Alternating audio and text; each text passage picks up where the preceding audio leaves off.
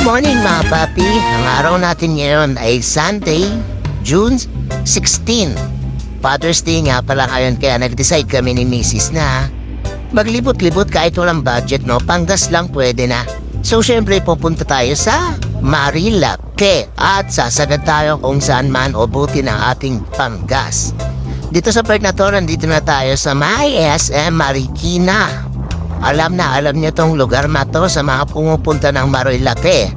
At kasunod nito, syempre, SM City Antipolo na. Kung makikita nyo dyan, ayan no, SM Center Antipolo pala, downtown.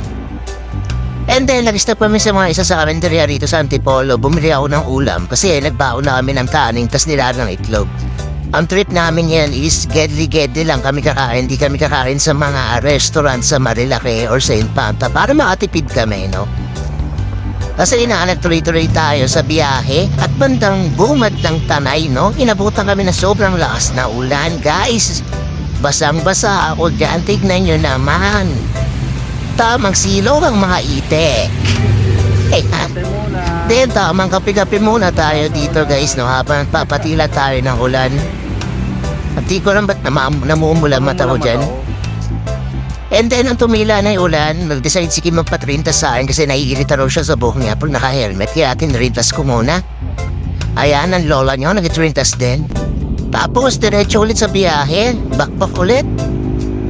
Ang plano lang namin ito, sumagad ng Infanta. Wala lang. Pupunta lang kami ng Infanta, tamang rides lang. Ayan, dahil tayo sa Manukan. Ayan, pamparo lang ha. Alam niyo naman yung mga ginagawa ng mga riders, no? Di kami mabubuhay ng walang rides. And then, tamang stopover muna dito sa may bago mag Santa Maria Laguna. Alam ko Santa Maria Laguna na itong overlooking na to eh. Yan, pahinga-pahinga lang, inom ng tubig. Yan, hinga muna tayo rito. Tapos syempre, pairing ulit, backpack na naman. Pero yung part na to, dito sa part na to, madadaanan natin Infanta na to eh, Infanta Quezon. Ayan, arko ng Infanta, nandito na tayo. KM90 ang sunod. Sa part na yan, medyo gutom na kami kasi pa alas 12 na yan, alas 12 na yan yata. Gutom na kami. At sabi ko, hanap lang tayo ng magandang spot sa mga gilid-gilid kasi dadala talaga kami ng baon. May daan na kaming dragon, no, sa taas. Tas eto ang Jariel's Peak and Marquez Bulaluhan. Ayan mga papi. So part na yan, patingin-tingin na lang kami sa Jariel sa Marquez Bulaluhan, no? Sabi ko, ano kain tayo dyan? Nek-nek mo, wala tayong pera. Bumili na tayo ng ulam sa labas eh. Tapos ayun, nagharap nga kami ng spot. Nakita kami ng magandang spot lagpas ng Hidden Paradise. Sobrang ganda ng spot na yon. Sa may-ari ng spot na yon, maraming salamat po. Ayan, nag-stop over kami dyan. May nakita ako magandang spot dyan kasi parang may pahingahan dyan mga papi. Tignan nyo naman, chill-chill lang sa Heroes. Ayan, dito na tayo mga paps. Yan o, di ba may papag pa dyan mga papi koys. Tignan nyo naman, nilabas namin yung ulam na nabili namin sa karinderya dyan, no? Plastic lang, plastic gaming. Tapos nilagang itlog, tas may baon kaming tubig. Yan, tamang selfie lang. Tas kain, kwentuhan. O, sige mo, hinahanap niya pa yung itlog. Di niya alam nasa akin na, binalata niya. Ay, yung Heroes natin, no? Ay, yung ano namin, pwesto namin, mga papi. Tignan nyo naman. Tas bago kami umalis, TikTok muna kami, TikTok. Ayan. Tignan nyo naman. Ayan ang behind the scene ng TikTok namin. Ayan, nag-practice mode pa kami dyan. Eh, makikita nyo na in 3, 2, 1, go!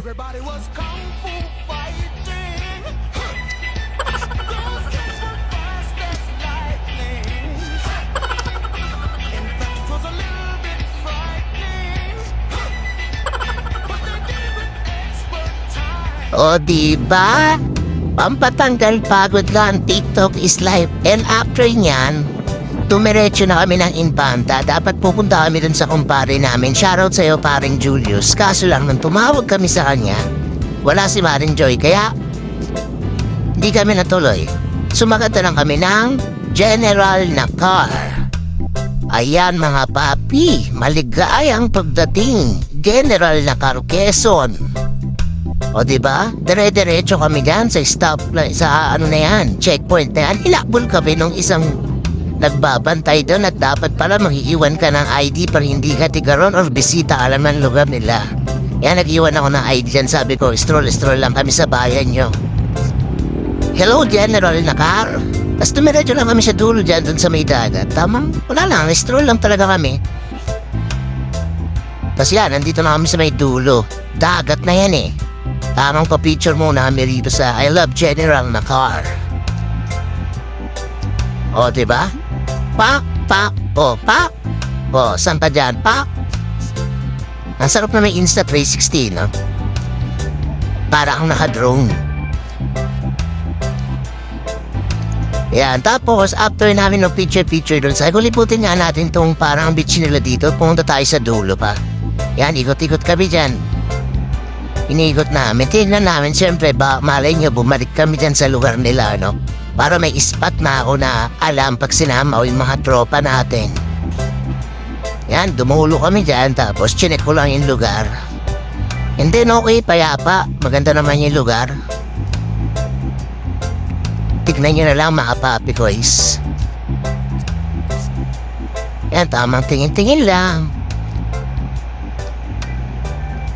After yan, bumalik na ulit kami. Tapos merong isang puno dito na pine tree. Yung likod niya parang sambalish yung dating, ano, pag ganyang view yung tingin mo.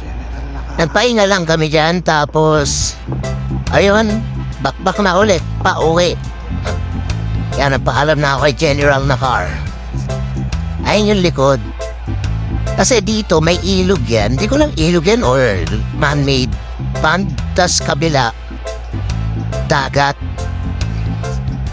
Ayan mga papi. Diyan kami nakatambay sa ilalim ng puno banda ron.